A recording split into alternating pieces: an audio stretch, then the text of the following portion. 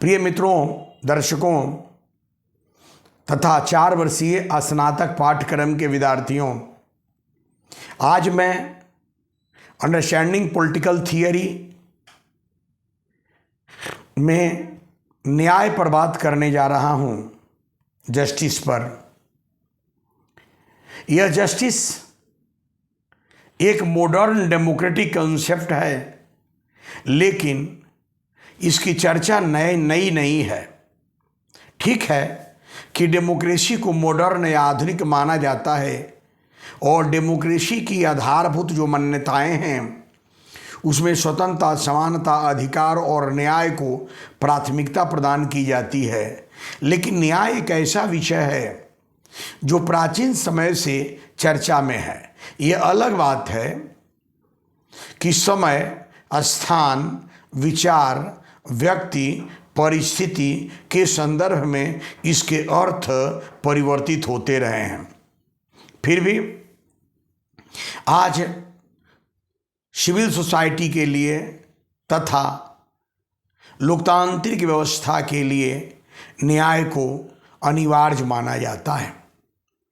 न्याय का अंग्रेजी शब्द जस्टिस होता है, जो लैटिन शब्द जस्टिसिया से बना है, जिसका मतलब है जोड़ने का कार्य। स्पष्ट है कि शाब्दिक रूप में न्याय समाज और व्यवस्था में सामंजस्य स्थापित करने या लोगों को एक दूसरे से जोड़ कर रखने से संबंधित है। ऐसे समय समय पर न्याय का अर्थ परिवर्तित होता रहता है। रिपब्लिक नाम की बुक के अंतर्गत प्लेटो ने, जो राजनीतिक दर्शन का जनक है तथा प्राचीन यूनानी विचारक है, उन्होंने न्याय पर अपना विचार दिया है। हालांकि प्लेटो ने न्याय पर अपना विचार देने के पहले उनके समय में जो न्याय की धारणा थी उसका वह खंडन करता है। प्लेटो के समय में न्याय की जो परंपरागत सिद्धांत था, इसे सेफालस प्रतिपादित करता है, वह न्याय दुश्मन के प्रति दुश्मनी और दोस्त के प्रति दोस्ती के व्यवहार या आचरण के निर्वहन से संबंधित रहा है। प्लेटो के पहले रेडिकल थियरी ऑफ जस्टिस न्याय का उग्रवादी सिद्धांत थ्रेसिमेकस ने दिया और वह न्याय को बलवानों का हित कहता है।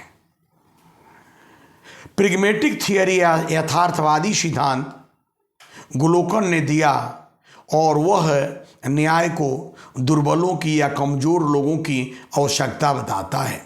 स्पष्ट है, अभी हमने न्याय के परंपरागत, उग्रवादी तथा यथार्थवादी सिद्धांतों को देखा तो 3 रूप में न्याय को देखा।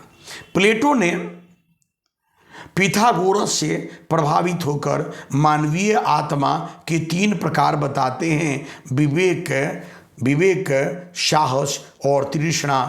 विवेक आत्मा का सर्वोत्तम तत्व है, साहस मध्यम तत्व है और तृष्णा एपेटाइट निम्नतम तत्व है। और प्लेटो कहते हैं कि किसी एक व्यक्ति में एक ही तत्व अधिकाधिक या डोमिनेंट होता है। जिसमें विवेक की प्रबलता होगी वह दार्शनिक होगा, जिसमें साहस की प्रबलता होगी वह सैनिक होगा और जिसमें तृष्णा की प्रबलता होगी वह उत्पादक होगा। प्लेटो कहते हैं कि यह समाज में 3 प्रकार के व्यक्ति हैं तो समाज में 3 वर्ग बन जाएगा: दार्शनिक वर्ग, सैनिक वर्ग और उत्पादक वर्ग।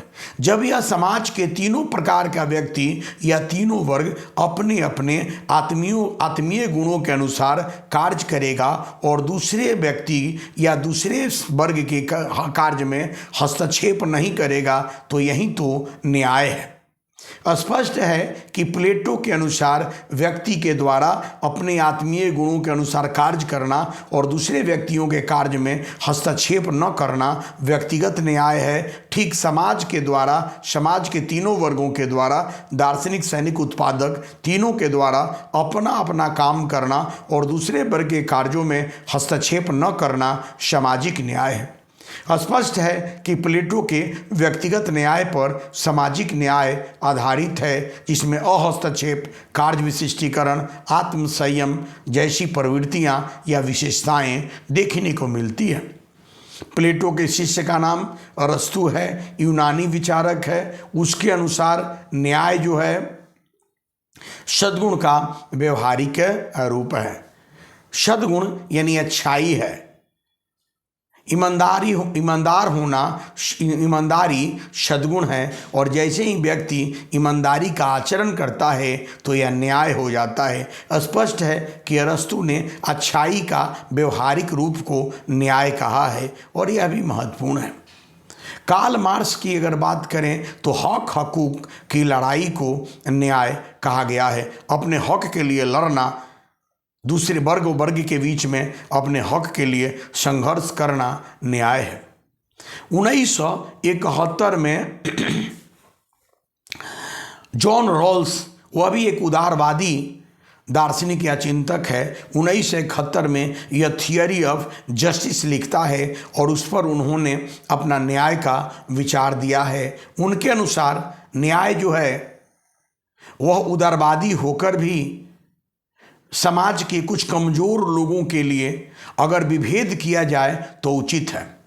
सामान्य स्थिति में जॉन रॉल्स इस बात पर बल देते हैं कि समाज में जो वस्तु या अधिकार हैं उसके वितरण में समानता होनी चाहिए, लेकिन विशेष परिस्थिति में यदि किसी खास को विशेष लाभ या सुविधा देना है जिससे वह कमज़ोर वर्ग लाभान्वित होता है तो वैसी स्थिति में आंशिक विभेद भी उचित है।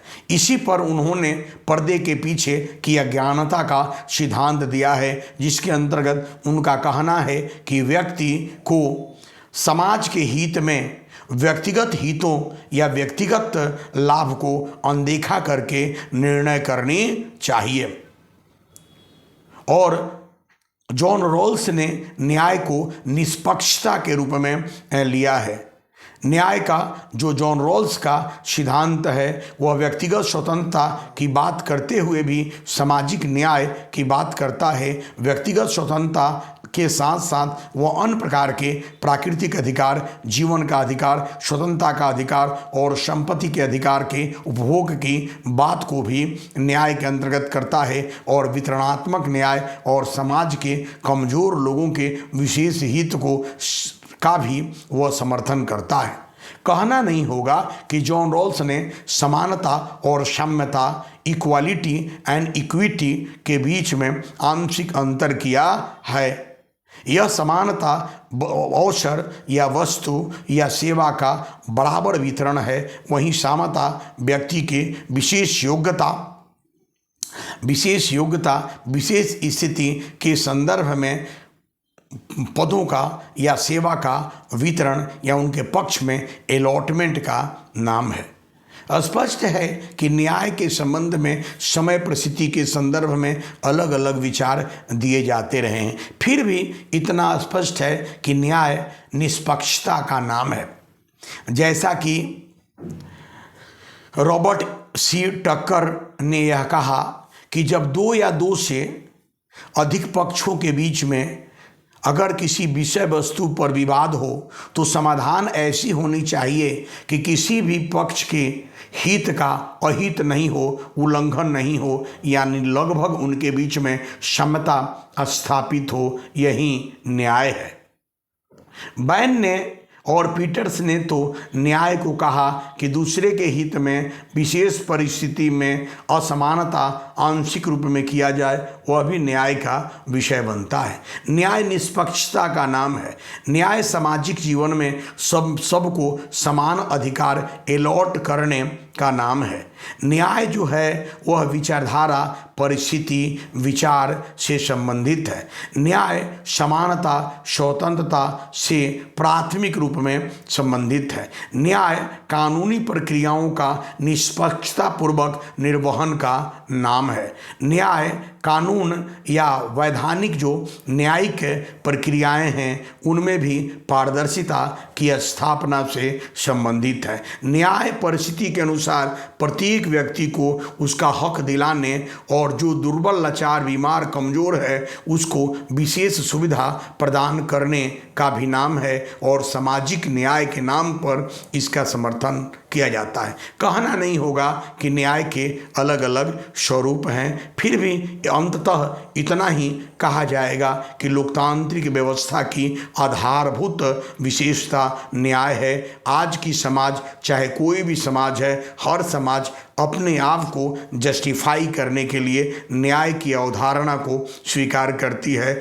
और सब समाज, नागरिक समाज, सिविल सोसाइटी के लिए जस्टिस या न्याय एसेंशियल माना जाता है। कोई भी संगठन हो, परिवार हो, व्यवस्था हो, वह तभी सब माना जाएगा, अच्छा माना जाएगा, आदर्श माना जाएगा जब उसमें न्याय का अनुपालन किया जाता हो। स्पष्ट है, न्याय निष्पक्षता और नैतिकता से संबंधित विषय है। न्याय जो वितरण किया जाए उसमें पारदर्शिता स्थापित करने से संबंधित है। इस महत्वपूर्ण अवधारणा पर मैंने अपनी पुस्तक में व्यापक रूप में लेखन कार्य किया है, उससे भी आप लाभान्वित हों। जो दूसरी बाजार में पुस्तकें हैं उसको भी पढ़ें, फिर दूसरे टॉपिक पर अलग हम लोग काम करेंगे। God bless you.